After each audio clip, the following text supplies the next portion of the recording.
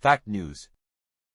Israel has suggested that the long-term aim of its military campaign in Gaza is to sever all links with the territory. Israeli Defense Minister Yoav Gallant said that once Hamas had been defeated, Israel would end its responsibility for life in the Gaza Strip. Before the conflict, Israel supplied Gaza with most of its energy needs and monitored imports into the territory. The statement comes as Israel continues its strikes on Gaza and aid remains blocked on the border with Egypt.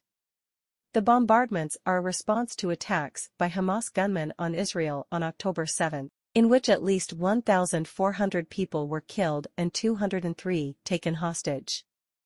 Israel is now poised to launch a ground offensive. On Friday, Mr. Gallant told a parliamentary committee that the first stage of the campaign was meant to destroy Hamas's infrastructure, according to a statement from his office.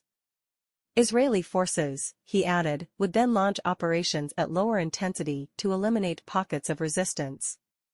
The third phase, he said, will require the removal of Israel's responsibility for life in the Gaza Strip, and the establishment of a new security reality for the citizens of Israel.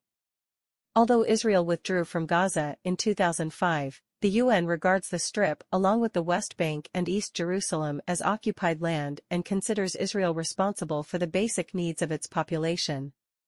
Israel has previously allowed Gazans to cross the border for work.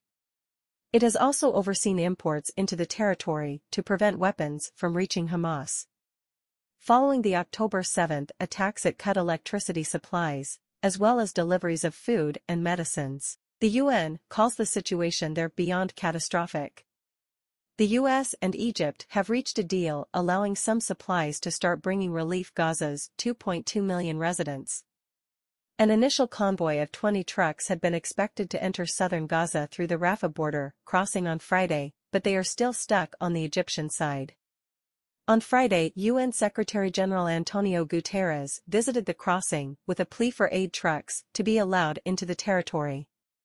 These trucks are not just trucks, they are a lifeline. They are the difference between life and death to many people in Gaza, he said.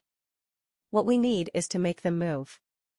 Meanwhile, Palestinian Authority President Mahmoud Abbas has confirmed that he will join several world leaders at a summit in Cairo on Saturday aimed at achieving a ceasefire.